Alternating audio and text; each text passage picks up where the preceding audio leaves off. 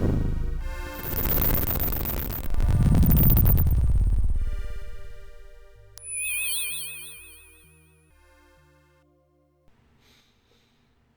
everyone!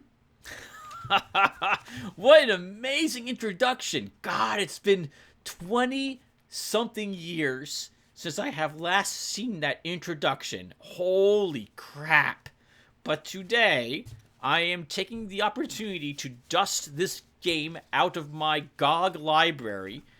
I went and hunted down and found my old cloth maps, all 12 pages of them, so that we could play through Eye of the Beholder together. There is some prep here, but not much of anything else for this video, so I'm not going to segment this one.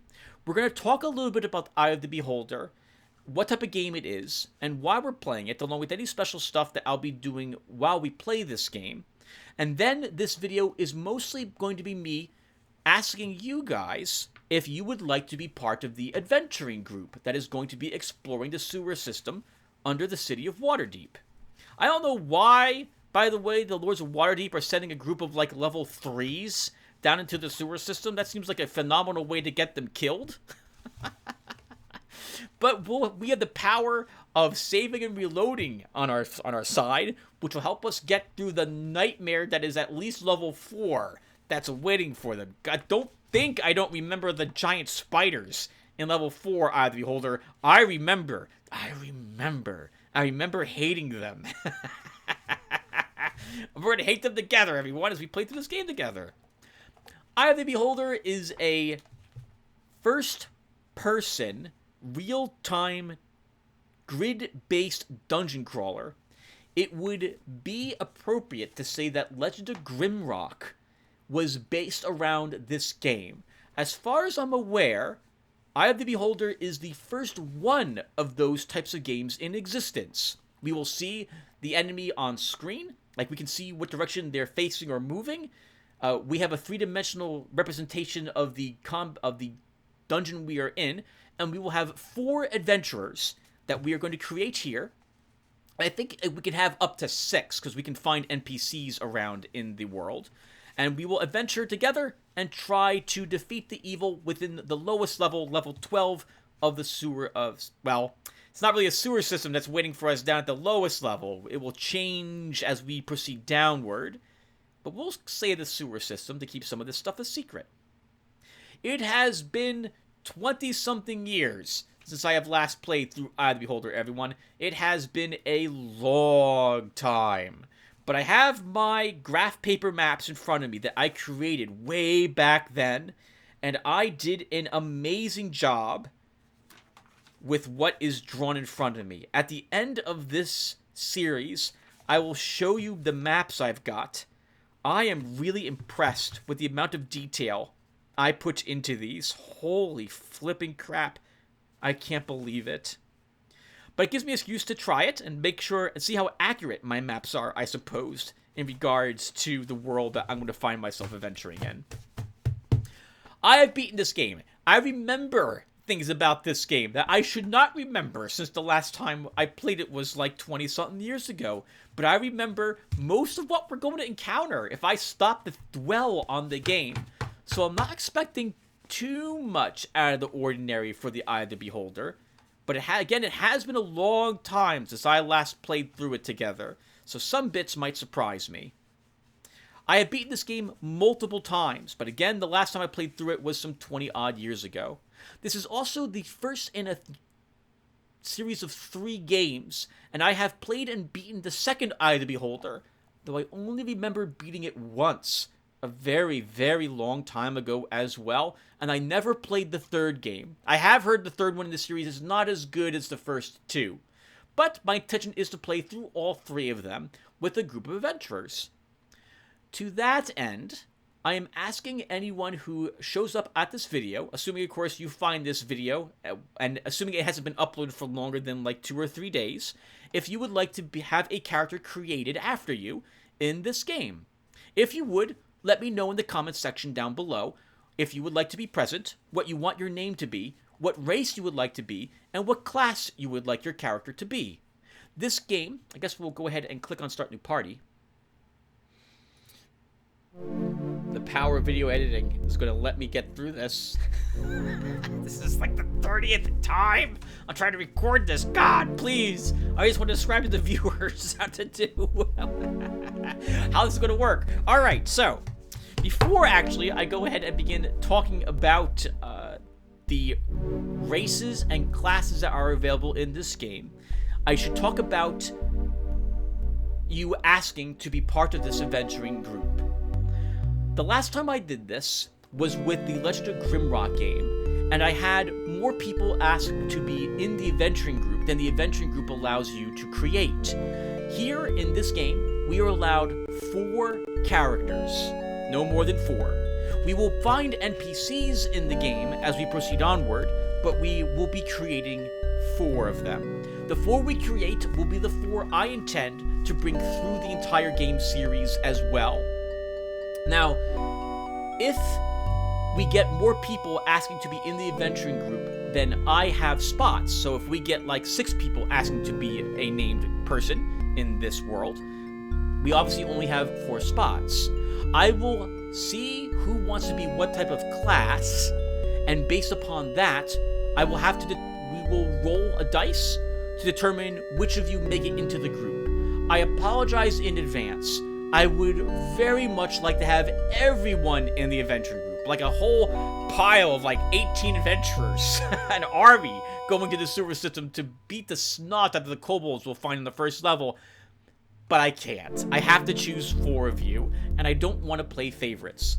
So if we get, for example, 3 people who want to be a fighter, 1 person wants to be a mage, 1 person wants to be a cleric, and 1 person wants to be a cleric thief, I will take all the fighters and put you to one side. The mage comes along, the cleric comes along, and the cleric thief comes along. But then I have to roll to determine which of you fighters will be making it into the adventuring group. And I will roll 20-sided dice to make that determination. Anyone who doesn't make it into this game, you should know that I intend to play through Starcrawlers at some later point this year, because I'm in the mood to play my grid-based, real-time, first-person dungeon crawling games. And that is one such game. So, and if you want to be in that one as well, I will absolutely give you preference in that game, which is to say that you will make it into that game assuming that you didn't make it into this one. Or I'll have to, well, maybe I might not be guaranteed. If I get like 20 people asking me in this game, we'll still have to roll randomly for Starcrawlers probably. But anyone who makes it into this game, you won't be in any other ones that I play later on. Well, you will be, but just not any other first-person turn-based real-time dungeon crawler game. God, I hate that I began describing this game that way. Oh my god, this is already taking too long. Soldier through it, Tim, like a champion. Alright, so, with how it's going to work that I select you viewers, let's go ahead now and look at the characters that are available for us. Yes, the music just ended, because this lets cleverly cut the video, so no one now has to know it took me another 58 times to record this part, because I keep babbling too much. Alright, so, you can pick between a guy or a girl. To my knowledge, there is no difference between the sex that you pick and anything that happens in the game. I do not think there were any male or female related quests. Nothing, I think, really cares about the sex of your class. It does not impact the classes you can be, your race. It does not impact the classes you can be. It does not affect your stats in any way. It did in some of the SSI games, like the Pool of Radiance series, but not, to my knowledge, an Eye of the Beholder. So you can let me know if you want to be a guy or a girl, and I will show the pictures as well for you, the portraits you can choose from when selecting either a guy or a girl. You can be a human, an elf, half-elf, dwarf, gnome, or halfling. There are some big reasons why you would want to be one of these races over another. Some have certain passives that others do not possess, and the demi-humans, which is to say everything that isn't a human, are able to multi-class in this game. Humans must single-class, but I think humans can dual-class in the future, if I recall correctly. What I'm going to do now is, off to the side, I'm going to bring up my browser. So I can try to look up cleverly at the same... Oh my god, the garbage I'm reading when I look up race for Eye of the Beholder.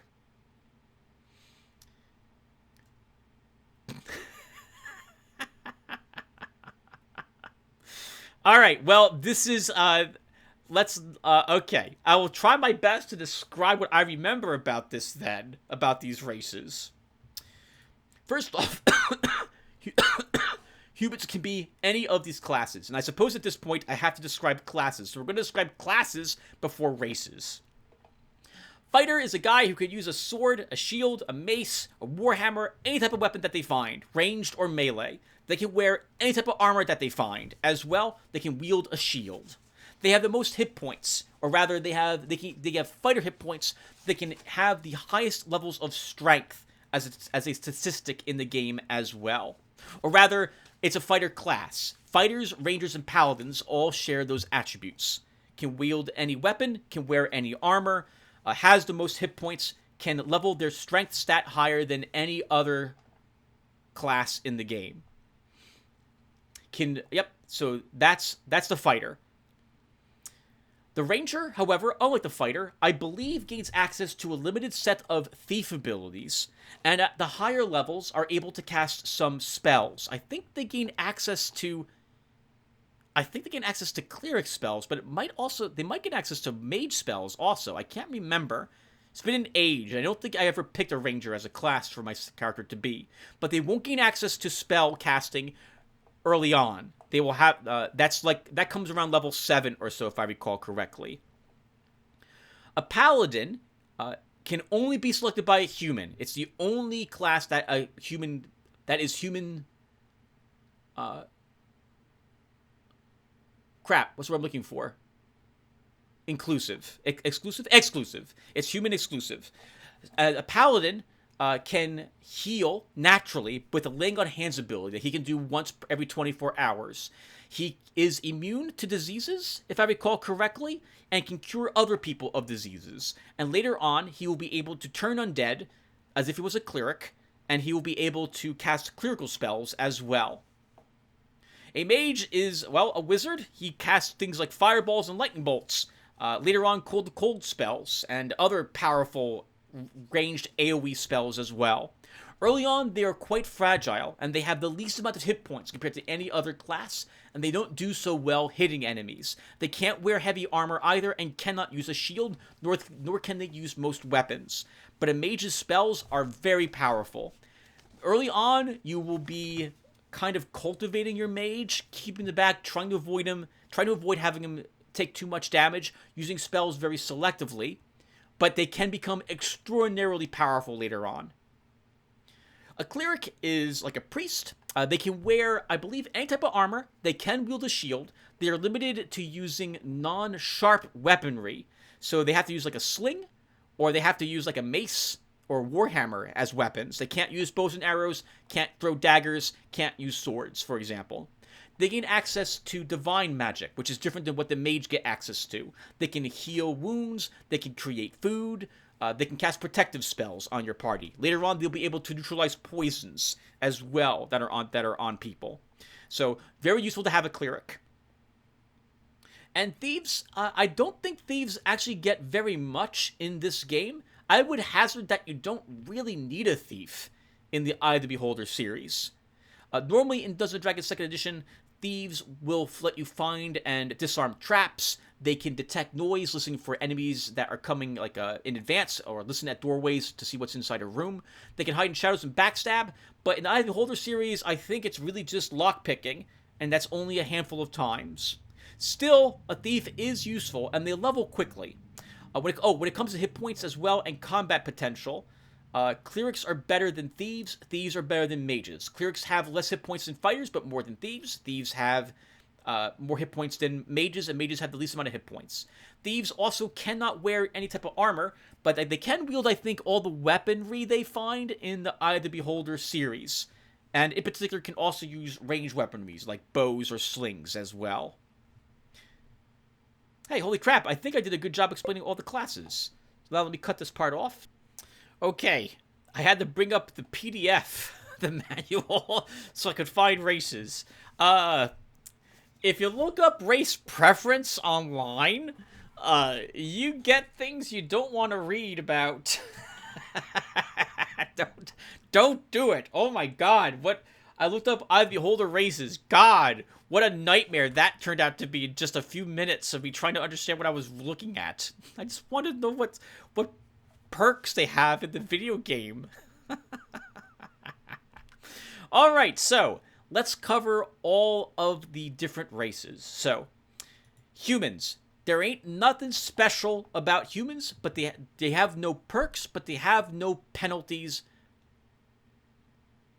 either. Actually, that's interesting. There are some level restrictions for some of these races. Okay, that's important to know.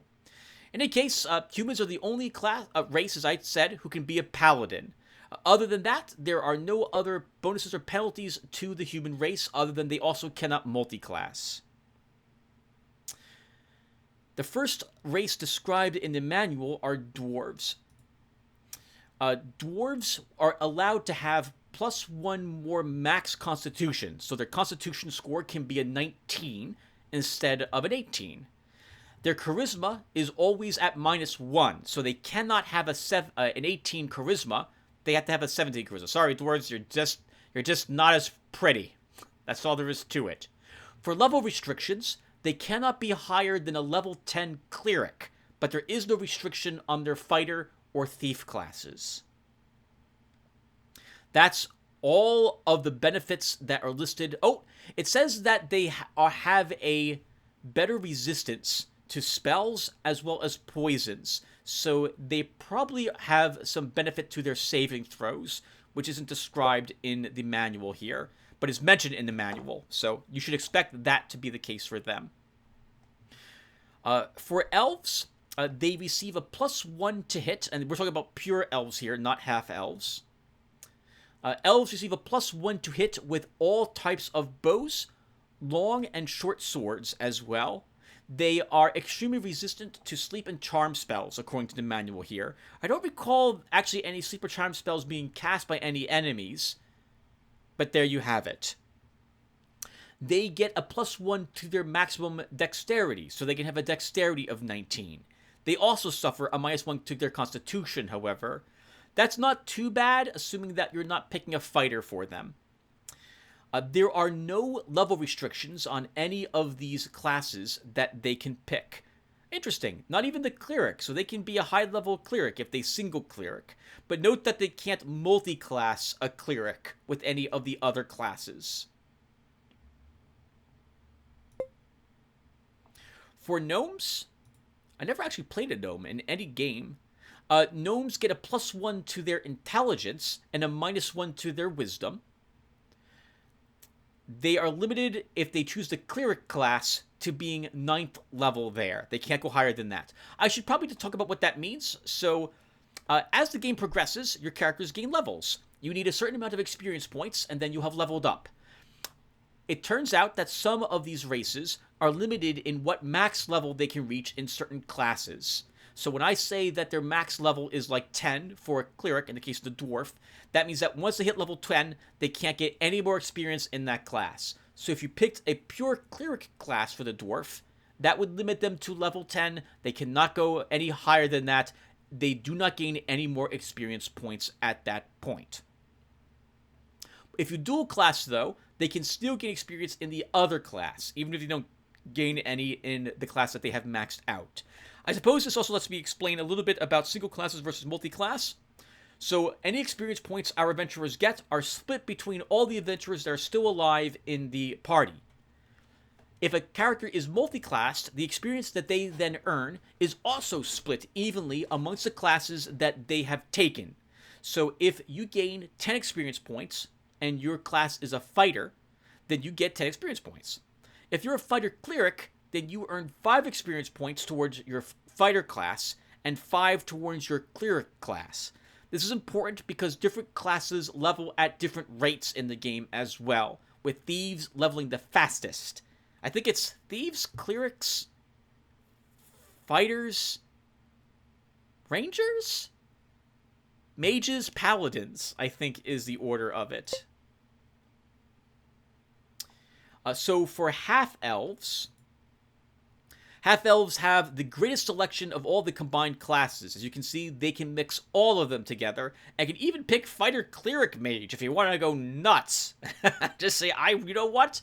Everything. I want everything. I wonder if they could even have been normally a fighter cleric mage thief at some point. Looks like you're limited to 3, can't pick a 4th. It says that they are also resistant to sleep and charm spells, but to a lesser extent than full-blooded elves. They have no class restrictions. They have no bonus to longswords, daggers, or bows, unlike normal elves.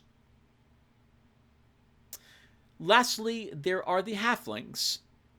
Halflings have a -1 to their strength and a +1 to their dexterity.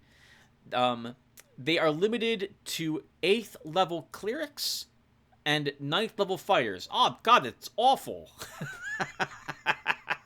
They're really limited in the amount of power that they're able to obtain in anything else except for a thief.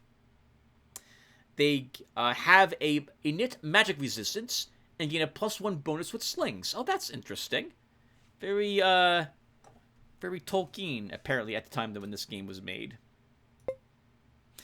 Anyway, let's now go ahead and select one of these and show you the character stat screen.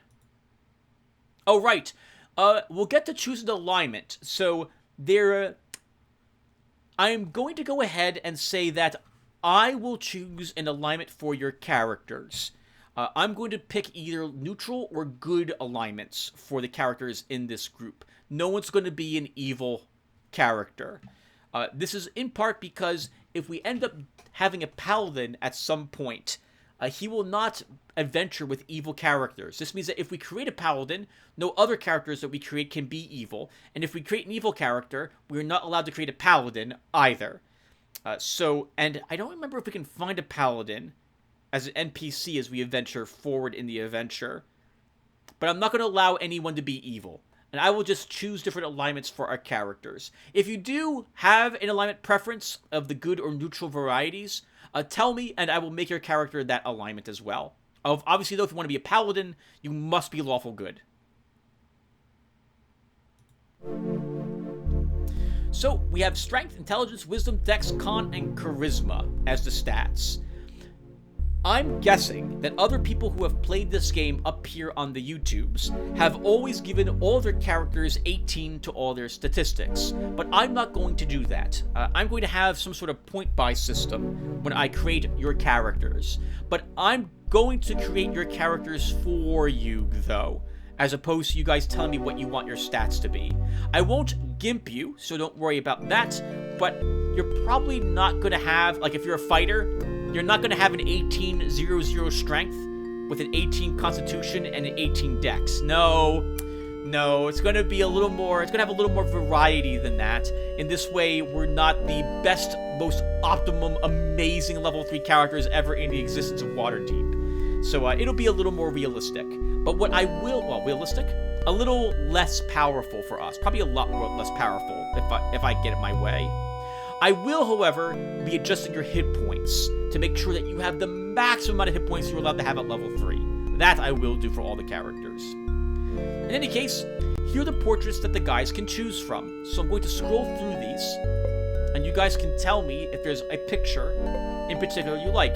Good luck trying to describe it to me, because unlike other times when we've had portraits, I'm really unable to show you all the portraits at once, and you guys tell me based on like column and row what you want your picture to be.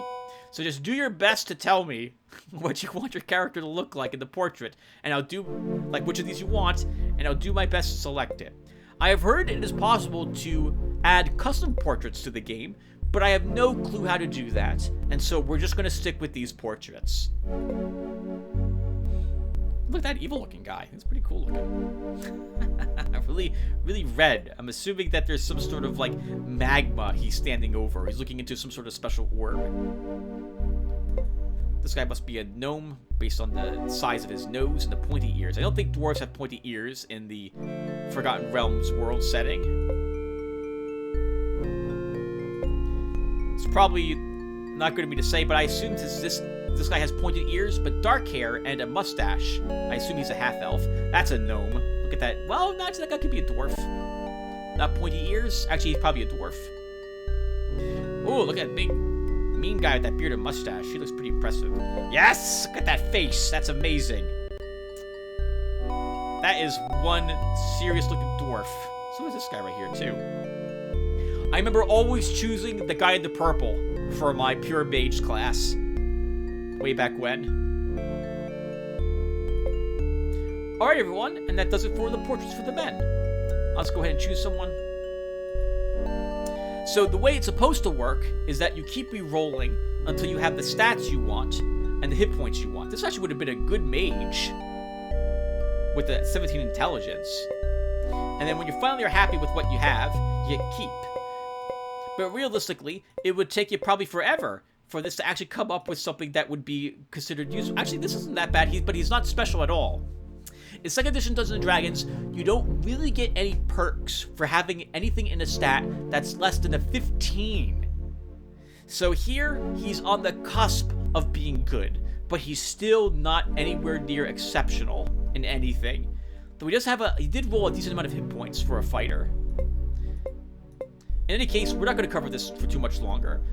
The Eye Beholder game lets you have the modify option, which lets you set what you want instead of having to roll randomly for it. We will totally be using that for this game. Fighters are the only one who can have increased more than 18 strength in this fashion. This is giving him... I guess we should talk really quickly about the stats as well, so you guys are a little bit aware of what they are, since we are going to make this video a little longer. Strike determines your ability to hit enemies in melee and the amount of damage that you do with melee weapons and very, very few ranged weapons, composite bows in particular. In the Dungeons & Dragons, there's a whole lot more by the way these stats will do, but I'm only going to describe what they do with Eye of the Beholder. Intelligence determines your success chance of scribing scrolls that you find into your spell book and determine the maximum spell level or rank you are allowed to cast. Wizards will want a high intelligence. Wisdom, higher rights of wisdoms give you extra spells if you are a cleric, and low wisdoms as a cleric give you a chance to fail your spell casting rolls. We will not have to worry about that. I do not intend to have any cleric in my venture group with a wisdom of less than 13. Wisdom also grants any character with 15 or higher wisdom scores bonuses to their saving throws. Saving throws are rolled when your character comes under attack by various magical or mysterious forces, and it gives them a chance to avoid damage or reduce the effect of it. In some cases, though, like poison or disease, something like a ray of petrification or a death ray, avoiding death altogether. Dexterity affects the damage that you do with ranged weapons, how quickly your character acts in melee. It might impact the rate at which your weapons come off cooldown, and it affects your armor class. The lower your armor class is in this game, the better, as it is harder for creatures to hit you. Constitution affects your hit points.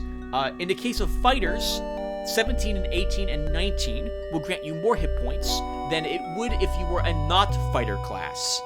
Fighter classes at 16 Constitution, that is the best Constitution for them because they do not get any more hit points at having 17 or 18. It's +2 at 16. And Charisma is effectively your character's, well, I've always said it's how cute your character is. I know 2nd edition describes it as charisma, as how charismatic your character is, but everyone knows it's actually how cute your character is. It's not charisma at all. If you got a 8 charisma, you are butt ugly. That's all there is to it.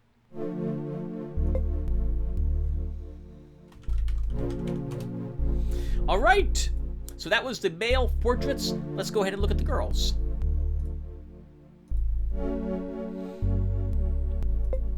Once again, if you want to play a girl, do your best to tell me which of these portraits you would like your girl to have, and I will do my best to make sure that they have that portrait. I apologize in advance if I select the wrong portrait. I always remember choosing her as my cleric.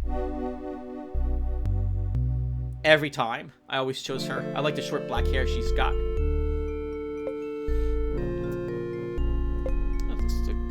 This looks tribal with that headband to me.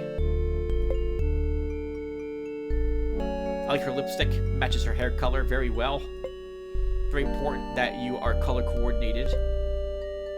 Oh, we got a glowy girl. Look at her. Glowing purple, all mysterious looking. I like the bone necklace on her. Oh, we have an assassin looking girl. Oh, that's it. Looks like there's far less girl portraits than guy portraits.